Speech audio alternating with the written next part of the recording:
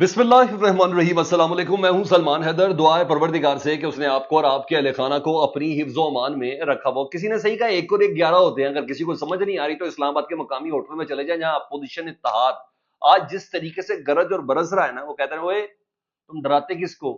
صحیح معنوں میں کہتے ہیں سسٹم کی اینٹ سے اینٹ بجائی جا رہی ہے۔ شاید کیا یقیناً تھوڑا سا محمود خان چکزئی کا کلپ دکھا دیا، تھوڑا سا کسی کا کہتے کبھی بھی براہ راست جو اپوزیشن کا جو جسے کہتے ہیں نا ڈیو ٹائم ہے، اس کو کبھی بھی نہیں دے سکتے۔ لیکن میں آپ کے سامنے کچھ ایسی چیزیں بتانے جا رہا ہوں۔ ہاں، اگر انہوں نے مزار قائد کا قبضہ مانگ لیا تو کیا کریں گے؟ سپریم کورٹ کے آئینی بینچ میں یہ بات ہوئی آج۔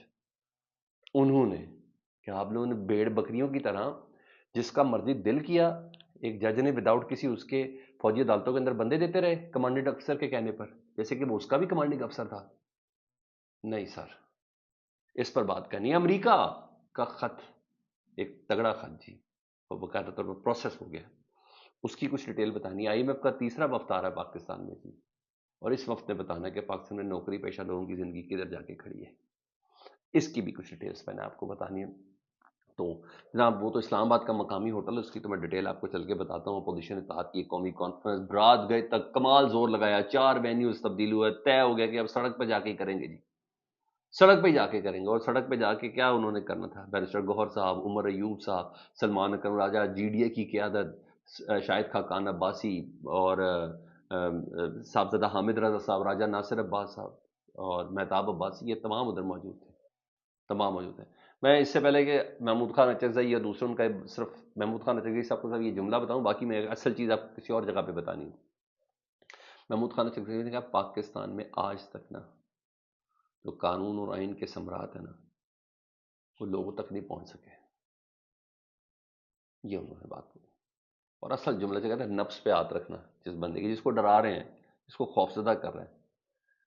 وہ بات کی ہے جی علامہ راجہ ناصر عباس صاحب نے، مجلس وحدت المسلمین کے۔ وہ کہتا ہے کہ جب میں عمران خان سے ملا تھا نا، یہ ڈرا رہے ہیں نا، یہ قید میں رکھ کے کوشش کر رہے ہیں، یہ تکلیف دے کے کوشش کر رہے ہیں، یہ ملاقاتوں پہ پابندی لگا کے کوشش کر رہے ہیں، یہ کوئی اذیت و صعوبتیں دے کے کوشش کر رہے ہیں، یہ توڑنے کی کوشش کر رہے ہیں۔ انہوں نے کہا میں جب عمران خان سے ملا تھا نا، تو اس وقت اس نے مجھے کہا تھا کہ علامہ صاحب، اللہ تعالیٰ نے مجھے تمام نعمتوں سے نوازا ہے، صرف ایک نعمت ہے جس کے لیے میں اللہ کے حضور دعا کرتا ہوں، اور وہ نعمت ہے شہادت۔ علامہ صاحب آپ بھی دعا کریں کہ اللہ تعالیٰ مجھے شہادت کی نعمت سے نوازے۔ یہ علامہ راجہ ناصر عباس صاحب گواہی دے رہے ہیں کہ عمران خان صاحب نے مجھے یہ کہا ہے، علامہ ناصر، کہ مجھے صرف ایک نعمت رہ گئی، شہادت، آپ دعا کریں کہ مجھے وہ نصیب ہو۔ انہوں نے کہا یہ نفسیاتی، علامہ صاحب کہتے ہیں، انہوں نے کہا یہ نفسیاتی خواہشات کے بت ایسے شخص کو ہرانا چاہتے ہیں جو پہلے ہی اپنی جان ہتھیلی پر رکھ کر شہادت کے انتظار میں بیٹھا ہے۔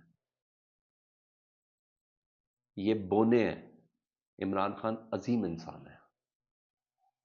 میں کہا سر یہ اتحاد بن جائے، اس اتحاد کے پلیٹ فارم سے عوائنی حقوق بھی لے کے رہیں گے، عوام کا جو بنیادی جو سب سے پہلے جو مینڈیٹ چوری ہوا ہے اس کو بھی واپس لیں گے، ادارے اپنی حدود اور قیود میں لیں گے، یہ سب چیزیں لیں گے اس اپوزیشن اتحاد کے پلیٹ فارم۔ میں نے بولا کہ ایک اور ایک 11 ہوتے ہیں، اور باقاعدہ طور پر آج محسوس ہوا ہے کہ ایک اور ایک 11 ہوتے ہیں۔ ہاں دوسرا آج زبردست، آج وہ قائد اعظم صاحب کو بھی وہ پذیرائی نہیں ملی پاکستان میں ایمانداری سے بول رہا ہوں، جو آج 1 سال کی ہماری مریم نواز صاحبہ وزیر اعلیٰ جو ان کو ملی ہے، سر 60 صفحات پر مشتمل، آج اخبارات میں زمین میں آئے ہیں، زمین میں 60 صفحات پر مشتمل، یعنی میرے پاس جو فائل آئی ہے وہ اتنی موٹی تھی سر اخبارات کی۔ اور وہ کیونکہ کل کے اشتہار کے اوپر بہت زیادہ تنقید ہوئی تھی، اور مجھے خیال ہے ان کے مشیروں نے بتایا کہ سر اس کا بڑا زبردست رزلٹ آیا، اور یہ کل شام 6 بجے، میں آپ کو خبر دے رہا ہوں، شام 6 بجے ایک کمپین رن ہوئی ہے کہ کل صبح چھاپ دیں 60 صفحات۔ میں نے کہا قائد اعظم صاحب کو اتنی پذیرائی، اتنی میڈیا پہ جگہ نہیں ملی پاکستان میں، اتنی 1 سال کی کارکردگی میں مریم نواز صاحبہ کو مل گئی۔ 60 صفحات ہیں سر، اتنے اشتہارات ہیں سر، اور میں کہہ رہا ہوں خزانے کا سارا پیسہ غرق ہوا ہے، اور ایک فرنٹ پیج پر، اور 30 صفحات یعنی 60 آگے پیچھے کر کے جی، اور کاش حقیقی ریلیف مل جائے تو کمال ہو جائے سر۔ یہ چیزیں چل رہی ہیں، یہ دیکھیں، یہ آج اخبارات ہیں۔ یہ والے اشتہارات ہیں. لیکن جب کہہ رہا ہوں، جب مشیر نے کہہ دیا کہ جناب بڑا زبردست ہے، اور پتہ چلے کہ وقت کی چیزیں بہت سامنے آئیں گی کہ اشتہارات کہاں جا رہے ہیں، کس کی کتنی کمیشن، کون کیا لے رہا ہے. ایک وقت آئے گا، تھوڑا ویٹ کریں، تھوڑا ویٹ کریں، یہ سب ہوگا، یہ سب ہوگا. لیکن بہرحال یہاں انہوں نے کہا کہ نہیں، اب ایسا ہے تو پھر ایسا ہی صحیح ہے جی. یہ ادھر چیز ہو گئی جی. اب بہت ذرا آگے بڑھتا ہوں جی. آج نا فوجی عدالتوں میں سویلین کے ٹرائل کے حوالے سے آئینی بینچ میں سماعت تھی. کل عمران خان صاحب کے جو وکیل تھے نا، عزیر بھنڈاری صاحب، ان کے دلائل مکمل ہو گئے تھے. تو آج سول سوسائٹی بھی اس میں پلی کی بھی ہے نا، انہوں نے بھی درخواست دی ہے. تو آج سول سوسائٹی کی باری تھی کہ وہ فوجی عدالتوں میں سویلین کے ٹرائل کے خلاف دلائل دیں. تو ان کی طرف سے فیصل صدیقی صاحب پیش ہوئے، اور فیصل صدیقی صاحب کے بھی بہت زبردست قسم کے دلائل تھے. آج کل نا زج کر کے رکھ دیا ججز حضرات کو، تو کل بہت چل رہے تھے، چاہے جمال مندوخیل صاحب ہوں، چاہے جسٹس امین الدین صاحب ہوں، مسرت ہلالی صاحب ہوں. آج انہوں نے بہت فکس کیا، بہت فکس کیا. آج فیصل صدیقی صاحب نے فوجی عدالتوں کے خلاف دلائل دیتے ہوئے کہا کہ آرمی ایکٹ کی شقوں کو کالعدم قرار دیے بغیر بھی سویلین کا فوجی ٹرائل کو عدالت کالعدم قرار دے سکتی ہے. انہوں نے کہا سیکشن 94 کے تحت کمانڈنگ افسر کو ملزمان کی حوالگی کا اختیار ہے ہی نہیں. انہوں نے کہا درست ہی نہیں ہے سیکشن 94 کے تحت کہ اے ٹی سی کا ایک جج ہے، کمانڈنگ افسر کہے کہ یہ بندے مجھے دے دے تو وہ اس کو دے دے. انہوں نے کہا یہ درست ہی نہیں ہے. پھر جس پر جسٹس نعیم افغان صاحب نے کہا میں یہی تو پوچھ رہا ہوں پہلے دن سے کہ اے ٹی سی کے جج کا ملزم حوالگی کا کوئی باقاعدہ حکم نامہ ہے؟ تو فیصل صدیقی صاحب نے کہا جی حکم نامہ ہے، مگر وجوہات ہی نہیں لکھی کہ اس کو کیوں دے رہے ہیں. اور 5000 بندہ اندر ہے، اتنے سے 103 بندہ کیوں دے رہے ہیں؟ اے ٹی سی کے جج سے مانگا کہ اس نے دیا کہ ایسے دیا جیسے کہ اس کا بھی کمانڈنگ افسر وہی ہے. اے ٹی سی کے جج کا کیسے دے دیا اس نے؟ اور یہ بڑا باریک پوائنٹ تھا. تو جس پر جسٹس جمال مندوخیل صاحب نے کہا عدالت کو خود دیکھنا ہوتا ہے کہ اختیار سماعت ہے یا نہیں. کیا عدالت کو خود دیکھنا ہوتا ہے کہ اس کا اختیار سماعت ہے یا نہیں؟ یعنی اے ٹی سی کے جج کو خود دیکھنا چاہیے تھا. کیا دیکھنا چاہیے تھا؟ تو جس پر جسٹس امیر الدین صاحب نے کہا ہاں عدالت کو خود اختیار ہوتا ہے کہ دیکھ پیک کرنا چاہیے کہ نہیں. بھائی اے ٹی سی جج میں اتنا تب پڑے کہ کمانڈنگ افسر کے بندے مجھے دو اور اس کو نہ دے. یعنی آج یوں بخی ہوتے گئے ہیں. یعنی اے ٹی سی جج کمانڈنگ افسر کو بھی اپنا کمانڈنگ افسر سمجھ رہا ہے. یعنی یہ چیز تھی کہ کس طرح اس نے ملزمان کو تحویل میں دے دیا. یوں آج ماشاءاللہ سسٹم کا مزید مذاق اڑا.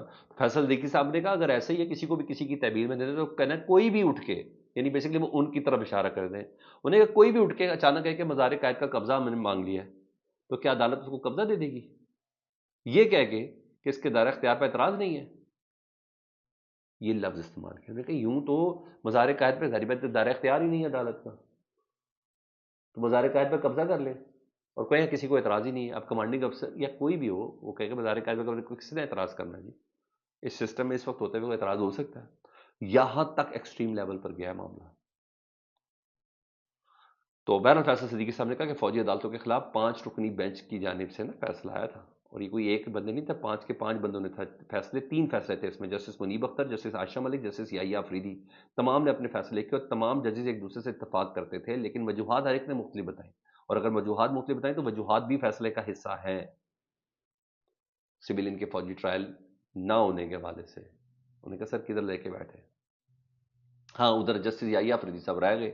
9 مئی کا کیس تھا، آج ان کی عدالت میں ضمانتیں کینسل کرنے والا سرکار پنجاب حکومت کی طرف سے تک ضمانتیں کیسے. جسٹس یحییٰ آفریدی صاحب نے 3 رکنی بینچ ان کا سماعت کرا تھا چیف جسٹس صاحب کی سربراہی میں. انہوں نے پنجاب حکومت سے پوچھا ہاں بھائی ضمانت کو، نے کہ جی ہمیں ابھی دلائل کے لیے وقت چاہیے. سر 2 سال ہو گئے، 2 سال ہو گئے 9 مئی کو پنجاب حکومت کے پاس ابھی تک دلائل کے لیے چیزیں ہی نہیں ہے. وہ کس کا جنازہ پڑھ رہے ہیں یار؟ کس قانون کا جنازہ پڑھے 2 سال سے؟ آپ کے پاس وہ چیزیں ہی نہیں ہیں کہ جس سے کسی کی ضمانت منسوخی کروائی جا سکے. یعنی آپ کے پاس دلائل ہی نہیں ہے. سپریم کورٹ میں یہ آج انہوں نے کہا ہے. مطلب 2 سال سے ان کے پلے کچھ بھی نہیں ہے پنجاب حکومت میں. تو یہ ان کی تیاری ہے. ایسے نہیں کہتے سر جوڈیشل کمیشن بلائے، یہ تو ایسے ہی کیا جائے. کرے گا ہم جو پنجاب حکومت کی جو نگران حکومت کی جو انکوائری کمیٹی تھے اس کو شامل کرنا چاہتے ہیں. انہوں نے فلانے کے اوپر بھی اعتراض کیا تھا، ڈپٹی اٹارنی جنرل کے اوپر بھی کیا تھا، یہ تھا وہ. میں نے کہا لیکن ہمیں ضمانت منسوخی کے لیے تھوڑا سا ٹائم چاہیے. یہ ان کی حالت ہے سر. اس پوزیشن پر یہ کھلے ہیں. ہاں وہ جو جی ایچ کیو حملہ کیس کی سماعت ہونی تھی اڈیالہ میں، وہ آج اڈیالہ میں نہیں، وہ ریگولر اے ٹی سی کے جج عدالت پر ہی ہے. انہوں نے کہا جی ایسا کہ عمران خان سے کی ملاقاتیں بلوگوتیں نہیں ہونی، کہ وہ پہلے سے طے تھا یہ بات. انہوں نے کہا 12 مارچ لے جاؤ جی، 12 مارچ کو جی ایچ کیو حملہ کیس کی جو سماعت کریں گے ہم لوگ. تو یہاں جج صاحب نے کہا. اب آؤں خطوط کی طرف جی.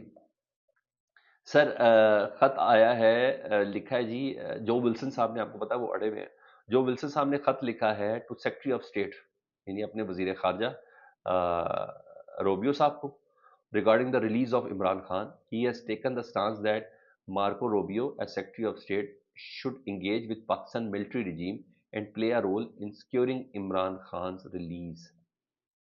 انہوں نے اپنے سیکرٹری اسٹیٹ یعنی اپنے فارن سیکرٹری، اپنے وزیر خارجہ کو کہا کہ آپ پاکستان کی ملٹری رجیم سے بات کریں گے، جسٹس جنرل عاصم منیر صاحب سے بات کریں کہ عمران خان صاحب کو ریلیز فوراً طور پر کیا جائے.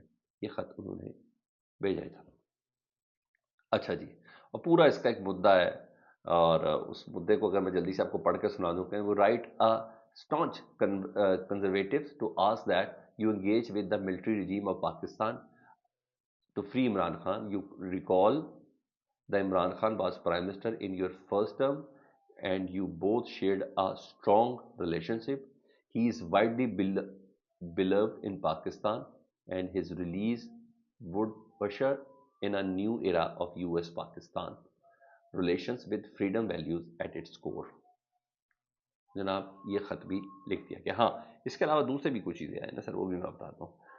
آج آئی ایم ایف کے وقت سے متعلق پتہ چلا جی، آئی ایم ایف کا وقت نا مارچ کے مہینے میں آ رہا ہے، اور یہ وہ وقت ہے جس نے پاکستان کے اندر جو نوکری پیشہ لوگ ہیں ان کی ریلیف کے حوالے سے اس نے کوئی احکامات دینے. آئی ایم ایف کہے گا تو پاکستان میں جو نوکری پیشہ لوگ جو 100% ٹیکسز دیتے ہیں اپنے، ان کے حوالے سے ہوگا.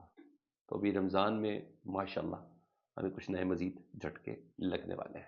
فیڈ بیک سے متعلق ضرور آگاہ کریں. اپنا بہت زیادہ خیال رکھیں. اللہم صلی علی محمد و آل محمد.